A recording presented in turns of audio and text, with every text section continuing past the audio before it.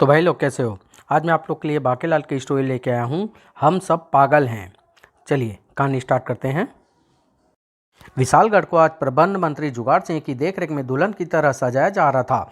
इन फूलों से भरे 1000 टोकरों के सारे फूल नगर द्वार से लेकर महल द्वार तक बिछा दो, किंतु प्रबंध मंत्री जी, फूल तो केवल 500 टोकरी में ही है। मूर्ख, ठीक से देख, बाकी 500 टोकरी भी फूलों से लबालब भरे हैं। भरे नहीं, केवल दो दो फूल रखे हैं प्रबंध मंत्री जी।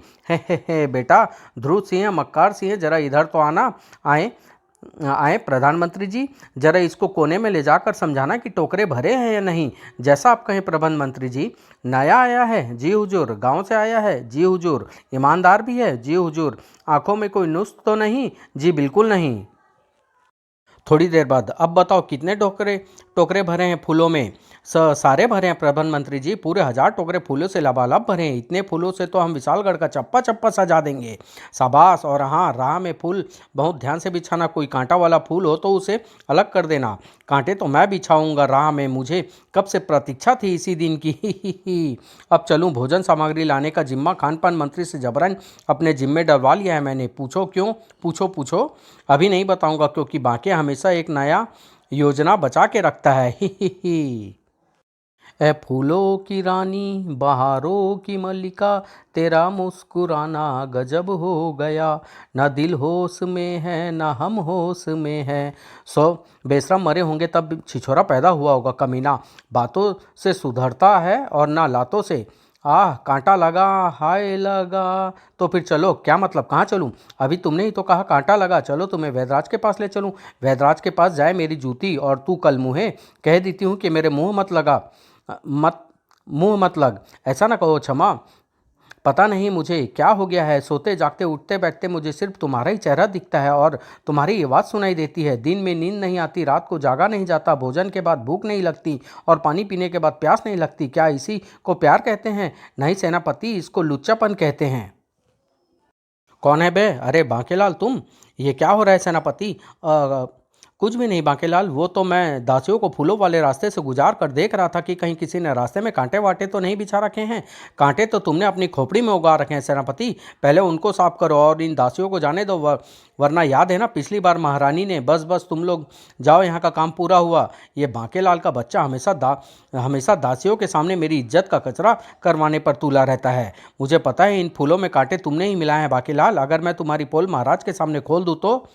याद है जब पिछली बार तुमने मेरी शिकायत महाराज से की थी? हाँ, तो इस उस बार चांटे खाने को मिले थे, कहीं इस बार जूते ना खाने पड़े। आए। मन ही मन बाके को 100 गालियां देने के बाद मरकब भी वहां से टल गया। नामुराद मरकब का बच्चा फूलों में छुपे कांटे चुन चुन कर मेरी योजना का सत्यानाश करने पर तुला था। पर इसे नहीं मालूम कि बाके हमेशा एक न एक योजना बचा के रखता है। और मेरी अगली योजना है पाजी। सब उसे प्यार से पाजी कहते हैं, किंतु सिर्फ मैं ही जानता हूँ कि वो कितना बड़ा पाजी है। दाल चावलों में कंकड़, आटे में बुरादा, हल्दी में पीली मिट्टी, यह है पाजी की दुकान की विशेषता। और जब इन खराब भोज्य पदार्थ का वो सेवन करेंगे तो फिर ही सोच कर ही मन में गुदगुदी हो रही है। और फिर आ गए आ गए आ गए आ गए, महारानी वो आ गए, बांकेलाल वो आ गए, मरखप वो आ गए, सावधान वो आ गए, बच के ना जाने पाए। अबे वो घनचक्कर वो नहीं, वो आ गए। वो तो आ गए, पर ये कमबख्त नारा मंत्री कहाँ मर गया? उसे तो सबसे आगे होना चाहिए था। नारा मंत्री कुल्ला करने गया था सेनापति, उसे शीघ्र लेकर आओ। आदेश तो ऐसे दे रहा है जैसे खुद विशालगढ़ का महाराज हो। नारा मंत्री, बताओ, ये तो उसी पानी से कुल्ला कर रहा है जिससे मैं कुल्ला करता हूँ। नारा मंत्री जल्दी चलो, वो आ गए। मैं इसीलिए तो घोड़े के झूठे पानी से गरारे कर रहा था, ताकि मेरे गले से घोड़े जैसा जोरदार स्वर निकले। उसके लिए तो गधे का झूठा पानी ठीक था, आपका झूठा पानी मिला नहीं। ही। और फिर महल के द्वार पर वो आ गए। नारा मंत्री, मुंह खोलो, बुलंद नारा लगाओ। मुझे तो कपकपी छूट रही है, दांत किटकिटा रहे हैं, मुंह खुल नहीं रहा। क्या बक रहे हो नारा मंत्री? मरवाओगे क्या? वो तो तू वैसे भी मरने वाला है मोटे। मुंह खोल नारा मंत्री, वो पास आ रहे हैं। मुंह नहीं खुल रहा मेरा। अगर तुमने मुंह ना खोला तो हम तुम्हारे मुंह में तरबूज ठुसवा देंगे नारा मंत्री, वो मारा पापड़ वाले ने। ही। बोलो टोकरा बाबा की जय। बोलो से क्या मतलब है? जब कोई बुलवाएगा तभी हमारी जय बोलोगे, अन्यथा नहीं बोलोगे?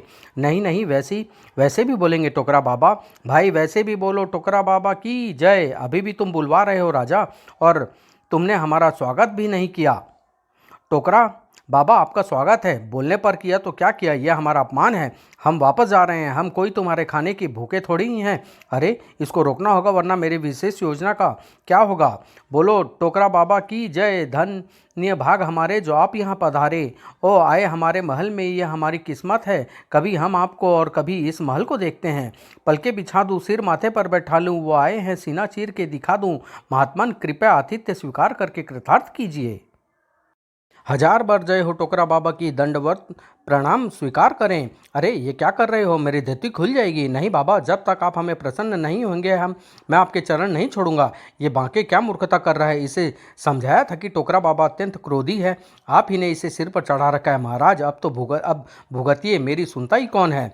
उठो बालक, आज तक इतने सच्चे हृदय से निष्काम भाव के साथ हमारा स्वागत किसी ने नहीं किया। हम तुम पर अति प्रसन्न हैं। अगर आप सचमुच मुझ पर प्रसन्न हैं तो ये टोकरा यहीं पटक दे। मेरा मतलब है बिना भोजन ग्रहण करे प्रस्थान की ना सोचे। अब तो हम बिना भोजन किए यहाँ से हरगिज नहीं टलेंगे। सुना नहीं तुमने राजा, हमने क्या कहा। अब क्या तुझे लिख कर दूं। नहीं नहीं बाबा, भोजन तैयार है, कृपया पधारे। अरे वाह, ये तो बांके ने कमाल ही कर दिया। सही कहा महाराज, चाटुकरिता में उसका कोई जवाब नहीं है। अपनी सोच और चोंच दोनों काबू में रखा करो सेनापति मरखप। जी महाराज। वाह वाह वाह वाह, स्वादिष्ट भोजन। एक गुलाब जामुन और देना मोटू भैया। हरियो कूटनी, इस टोकरा बाबा ने तो तेरे सैया को भोजन परोसने वाला भैया बना दिया। जो बोलूं कूट कूट के बोलूं। मैं बोलूं धीरे बोलिए महारानी, आपको शायद पता नहीं कि टोकरा बाबा का टोकरा सांप से भरा है। यदि वो क्रोधित होकर लौट जाए तो अपना टोकरा इस राज्य में ही पटक जाते और इससे पूरा विशालगढ़ स्थापित हो जाता और पता नहीं क्या अनर्थ हो जाता। पर यह अनर्थ अब तक हुआ क्यों नहीं। दाल चावल के साथ कंकड़ पत्थर भी गल गए क्या। बांके के सवाल का जवाब मरखप के पास था। क्यों बाकेलाल, आश्चर्य हो रहा है कि भोजन से कंकड़ पत्थर और मिलावटी खाद्य सामग्री कहाँ गायब हो गई। बाकेलाल, ये सेनापति क्या कह रहा है। तुमने टोकरा बाबा के लिए घटिया सामग्री राज रसोई में पहुंचाई। हमें तुमसे ऐसी आशा नहीं थी बाकेलाल। मुझे भी मरखप से ऐसी आशा नहीं थी महाराज। जी हाँ महाराज, इस बात का सबसे बड़ा सबूत यह है कि बाकेलाल ने ये खाद्य सामग्री पाजी की दुकान से खरीदी है। ये तो मैंने समय पर बाकेलाल की शैतानी पकड़ ली और घटिया सामग्री की जगह गुणवत्ता से भरपूर सामग्री ले आया। वरना आप तो जानते ही हैं कि टोकरा बाबा का टोकरा ही। मुझे सत्यता को परखना होगा। और हर बार की तरह मैंने कच्चे चावल भी चबा के देख लिए, शक्कर भी चाट कर देख ली, ये सब शुद्ध है। नहीं ये नहीं हो सकता, नहीं ये नहीं हो सकता।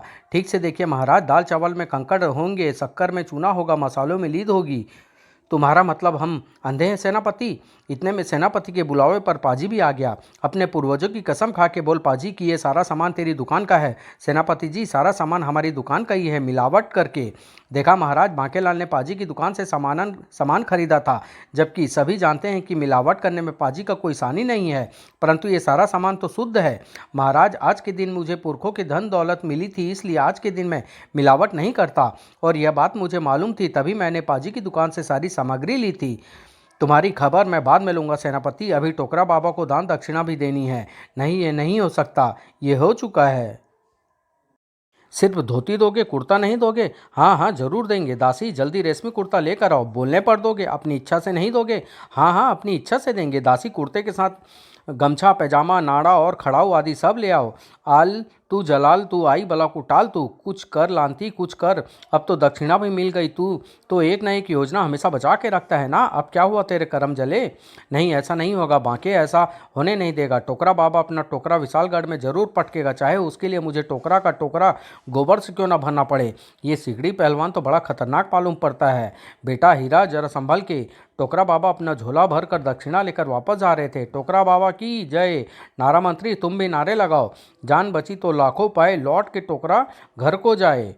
लेकिन तभी ओह ये क्या, ओह ये क्या, ओह ये क्या, ओह ये क्या, ओह ये क्या। यहाँ गोबर किसने फैलाया। क्षमा करे टोकरा बाबा, अवश्य से इधर कोई गौ माता गुजरी होगी। मैं अभी जल का प्रबंध करता हूँ। हमारे वस्त्र भी गंदे हो गए, स्नान करना होगा और नए वस्त्र देने होंगे।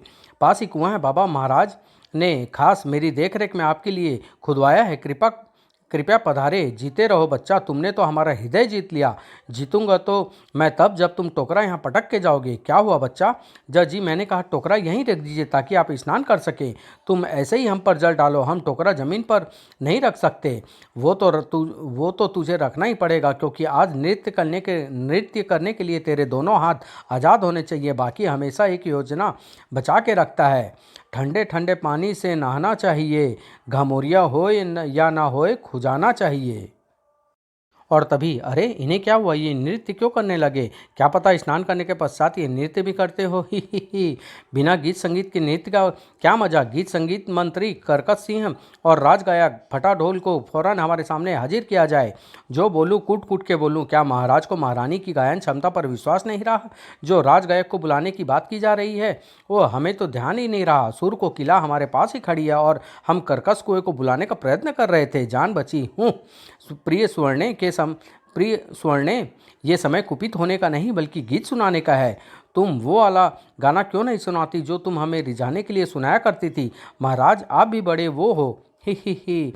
और फिर मुन्नी बदनाम हुई टोकरा तेरे लिए, मैं झंडू बाम हुई टोकरा तेरे लिए, स्वर्णा स्वर्णा की जवानी वाह वाह वाह वाह। हमें खुजली वाला कुत्ता बनाकर गीत गवाकर बहुत प्रसन्न हो रहा है कमबख्त राजा। महाराज कान में झुमका वाला गीत गाने से टोकरा बाबा और भी प्रसन्न होंगे। ठीक है मैं गाता हूँ। हाय हाय कान में झुमका चाल में ठुमका, सिर पे टोकरी रख के हो गया दिल का पुर्जा पुर्जा, लगे 85 झटके। बहुत झटके दे दिए तुमने राजा, अब हम तुम्हें देंगे और झटका। इस टोकरे को इस कुएं में फेंक कर। दुष्ट राजा, तूने सारी प्रजा के सामने हमारा उपहास उड़ाया। अब यही प्रजा एक दिन तुझे राजपद से उतार देगी। ओ मैं कैया बाबूजी सुनो तो, मत सुनना। अब हम प्रस्थान करते हैं। ओ मैं कहा बाबूजी, बप्पा जी, गुरुजी, बापूजी, पिताजी सुनो तो। बांकेलाल तुम क्यों मुस्कुरा रहे हो? ओए सेनापति के बच्चे, यहाँ राज्य पर खतरे का बादल मंडरा रहा है और तुम्हें मेरी मुस्कुराहट की पड़ी है।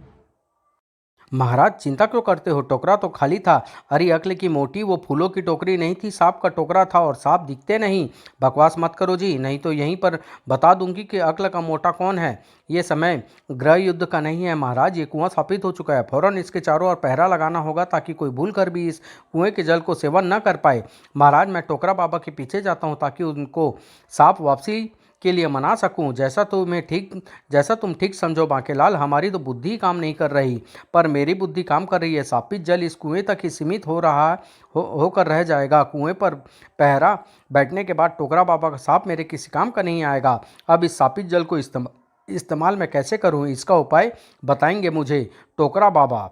अरे ये क्या करता है बच्चा, हमारी धोती खिसक जाएगी। टांगे छोड़। नहीं बाबा, मैं आपकी टांगे तब तक नहीं छोड़ूंगा जब तक आप अपना सांप वापस नहीं ले लेते। आप मेरे कर्मों की सजा पूरे विशालगढ़ को नहीं दे सकते। मैं आपकी सेवा ठीक से नहीं कर पाया, मेरी निष्ठा में कुछ कमी रह गई। दोष मेरा है, राजा भी सजा भी मुझे मिलनी चाहिए। आखिर मुझसे ये भूल कैसे हो गई? आपके पैरों के नीचे आने वाला गोबर मुझे क्यों नहीं दिखा? क्योंकि मैंने उस गोबर को फूलों से ढक दिया था। मैंने पानी डालने से पहले कुएं की जांच क्यों नहीं करवाई? क्योंकि उसमें खुजली वाला चूर्ण मैंने ही मिलाया था। आखिर मैं क्यों नहीं समझ पाया कि आप नृत्य नहीं बल्कि खाज कर रहे हैं? क्योंकि आपके ठुमके राज नर्तकी अंगना देव टेढ़ावत से भी ज़्यादा दिलचस्प थे।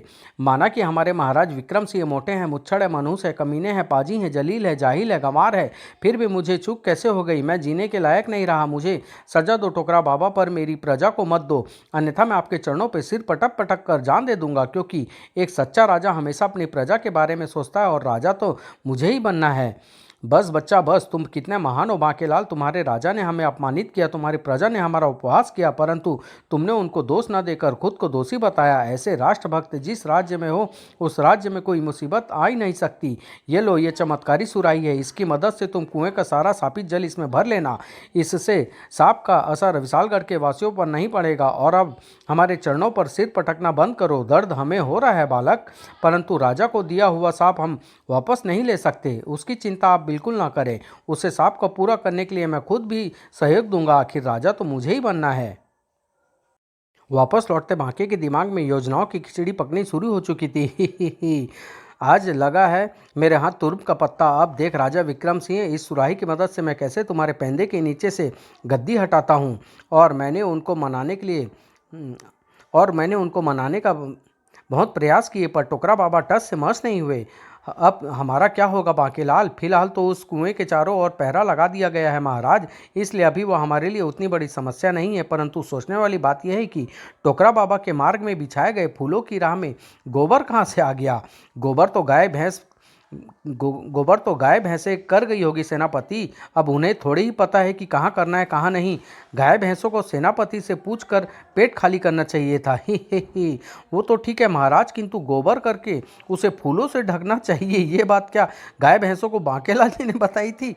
ये पता करना तो तुम्हारा काम है सेनापति, और जो मेरा काम है उसके लिए मुझे अर्धरात्रि की प्रतीक्षा करनी है, क्योंकि तब तक कुएं के पास तैनात रक्षक सो चुके होंगे और मुझे कुएं के पास पहुंचकर उसके स्थापित जल को इस सुराही में भरने में कोई दिक्कत पेश नहीं आएगी। योजना का पहला चरण पूरा हुआ, आ गई दुनिया मुट्ठी में। ही। अब दूसरा चरण है इस स्थापित जल के प्रभाव की जांच करना, और इसके लिए मैंने स्थान का चुनाव भी कर लिया है। बांके ने बीज बो दिया था, फसल काटने की बारी थी। यह उधमपुर गांव, जिसके वासी हमेशा उद्यम मचाते रहते हैं, कभी पानी के लिए, कभी धर्मशाला के लिए, तो कभी सड़क के लिए। महाराज से गांव के विकास के लिए जो धनराशि मिलती है उसका धेला भर भी हाथ नहीं लगने देते ये उधमपुर वाले।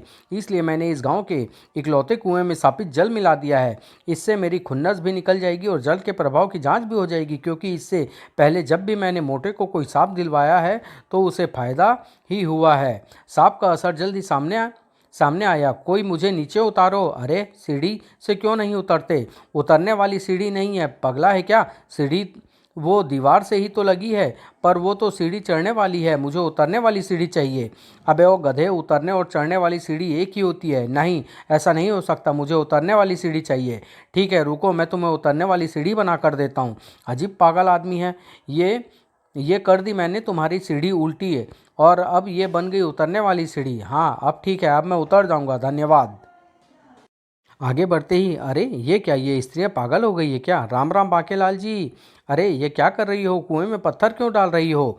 वो क्या है ना बांकेलाल जी, कुएं के जल का स्तर बहुत नीचे है।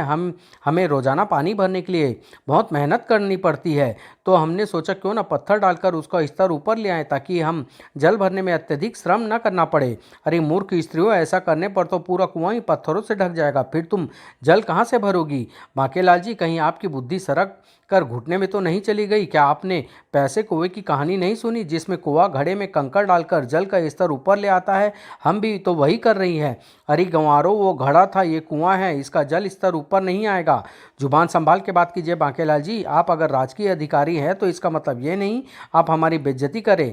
आपको पता होना चाहिए हमारा उधमपुर विशालगढ़ का पहला पूर्ण साक्षर गांव है। अरे तुम लोग तो बुरा मान गई है, मैं तो बस इतना कह रहा था कि कुएं में पत्थर डालने की बजाय अगर रहट लगवा लो तो तुम्हारी जल वाली समस्या भी हल हो जाएगी और पत्थर डालने का श्रम भी नहीं करना पड़ेगा। अरे हाँ, ये तो हमने सोचा ही नहीं था, धन्यवाद बांकेलाल जी। हे, ये तो मेरा फर्ज था, जान बची। ये पूरे गांव को क्या हो गया है? सारे के सारे पागल हो गए हैं क्या? मैं तो यहाँ सांप का असर देखने आया था, पर यहाँ तो पागलपन की बीमारी की लहर चली हुई है। ओ तेरी, यही तो है सांप का असर, यानी जो ये जल ग्रहण करेगा वो हो जाएगा पागल। यानी अगर मैं ये सापित जल मुच्छड़ को पिला दूँ तो मुच्छड़ भी हो जाएगा पागल और मैं बन जाऊंगा राजा। आह चटाक, तू कौन है बे? मैं तेरी फूटी किस्मत हूँ।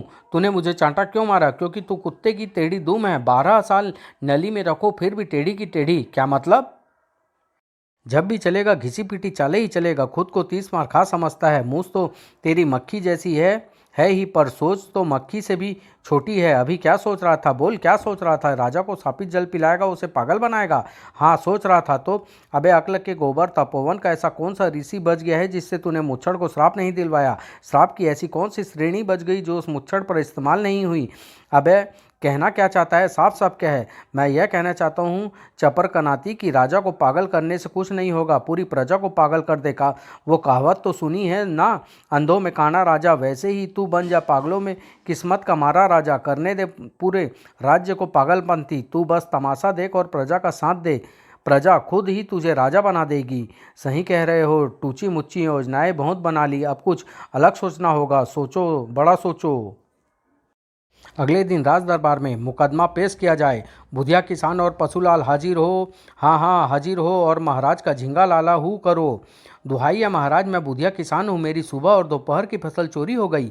आए, सुबह और दोपहर की फसल? हाँ महाराज, मैं जब सुबह खेत पर आया था तो फसल लहला रही थी, दोपहर में आया तब भी फसल वहाँ पर थी, किंतु शाम को आया तो पशुलाल के पशु फसल खा रहे थे। अच्छा, तुम ये कहना चाहते हो कि पशुलाल के पशुओं ने शाम को तुम्हारे खेत में घुस कर तुम्हारी फसल खा ली?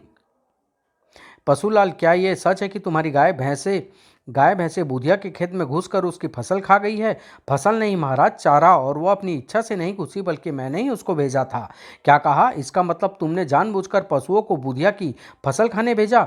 फसल नहीं महाराज, चारा। बेचारी गाय भैंसों को बहुत जोर से भूख लगी थी। मैंने सोचा जब चारा बुधिया के ही खेत में है तो दूर जाने की क्या आवश्यकता है, सो मैंने गाय भैंसे उसी के खेत में छोड़ दी। पशुलाल, हमारा न्याय यह है कि तुम बुधिया को उसकी फसल का पूरा मूल्य चुकाओगे। किंतु महाराज, ये तो जुल्म है। मूल्य तो खरीदी हुई वस्तु का चुकाया जाता है। तुमने अपराध किया है, ये दंड है। पशुलाल, किंतु महाराज, क्या पशुओं को चारा खिलाना अपराध है? पशुओं को चारा खिलाना अपराध नहीं है, किंतु किसी के खेत की फसल खिलाना अपराध है। तुम्हें फसल का मूल्य चुकाना होगा। फसल का मूल्य तो मैं चुकाने को तैयार हूँ, लेकिन पहले फसल तो दो। अरे मूर्ख, फसल तो तुम्हारे पशु खा गए। पशुओं ने तो चारा खाया है, फिर मैं फसल का मूल्य क्यों चुकाऊं? और यदि मुझसे फसल का मूल्य चुकवाना है तो पहले फसल दो। पशुलाल ठीक कह रहा है महाराज, यदि ये फसल का मूल्य चुकाएगा तो उसे फसल मिलनी चाहिए। तुम सब पागल हो गए हो क्या? बेटा मोटे, अब पागल तो अब तू होगा। महाराज, मेरी सुबह और दोपहर वाली फसल के चोरों का भी पता लगाकर उनसे मेरी फसल की वसूली करवाइए, अन्यथा मैं बर्बाद हो जाऊंगा।